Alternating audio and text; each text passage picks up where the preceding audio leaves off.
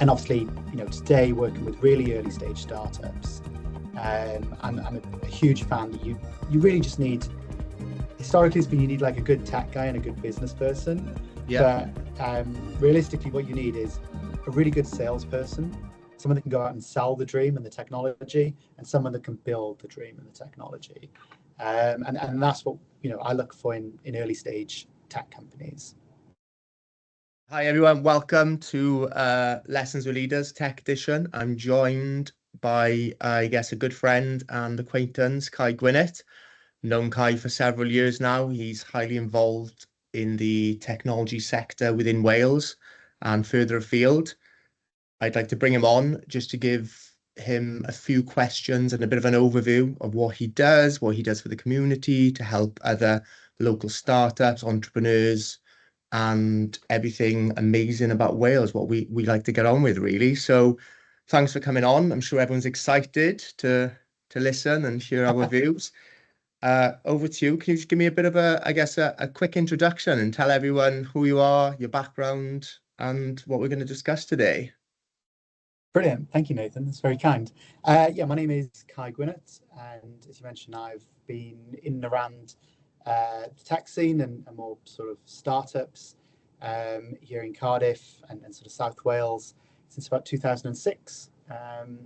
I left university in Swansea with a degree in computer science, and as I think was pretty common back then, went into being a software engineer, and slowly, with a little bit of help from yourselves at IntaPeople along the way, progressed my career through various startups and tech teams until, I guess, just before the pandemic, when I was lucky enough to join Tramshed Tech.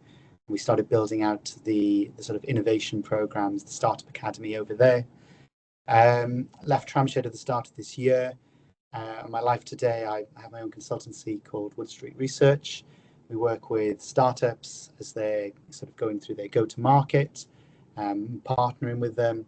And then we also do a bit for investors around technical due diligence, and just making sure that the technology that's being promised is realistic, given the capital that's being raised and the sort of time constraints. Yeah, fantastic. Good overview. Thank you very much. Thank you. So I guess, are you able to tell me a little bit about your involvement within the tech scene ecosystem in Wales over the years? Yeah, it's really funny because I joined a small insurance intermediary out of university, and today, we'd call them a fintech, but I don't think anyone was calling things fintech back then. And that was a great start for me in my career, in terms of I was given a lot of responsibility very quickly, and an opportunity to have a bit of an impact, not just on the tech that we were shipping, but also on a little bit around the business, and working with specifically the finance team. And that really opened my eyes to the fact that technology is not just this sort of siloed little sort of space. It needs to be integrated fully into the business. And I'm sure you're old enough, I'm old enough, and I'm sure some of the listeners are old enough to remember when you'd have the tech team, they'd be on a different floor, or they might be in a different building, hidden away in their hoodies. And if they were lucky, they were given a pool table, but very often they were just given coffee. Yeah. That's obviously changed an awful lot, and I think Wales today, and the UK today looks a lot more integrated in terms of how product and technology and the roles that we have and the feedback loops have got shorter and shorter. And that's been something that I've been really keen to drive in every company that I've worked in. Yeah. And obviously, today working with really early stage startups, I'm a huge fan that you really just need. Historically, it's been you need like a good tech guy and a good business person. Yeah. But realistically, what you need is a really good salesperson, someone that can go out and sell the dream and the technology, and someone that can build the dream and the technology.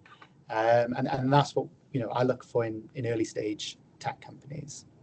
Yeah, no, it's interesting, and we get approached often by, I guess, non-technical individuals like myself who have got this great idea, maybe have got, I guess, funding or investment behind them, and then they are looking for someone maybe like yourself who's more technical and Yeah. has been involved with, evolving products from an idea through to product launch as well. So no, it's it's really interesting. So I guess, why do you think Wales is a great location as well for maybe a startup to establish a base within, I don't know, South Wales or even up to North Wales?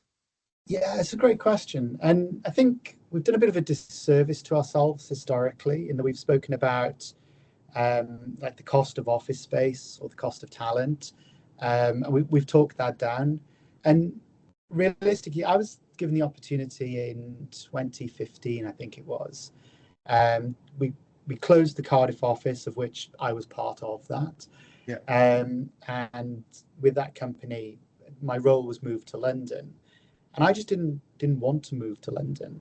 I was on a good salary here in Cardiff, and the motivation really was about lifestyle. So, sorry, the deciding factor was around lifestyle.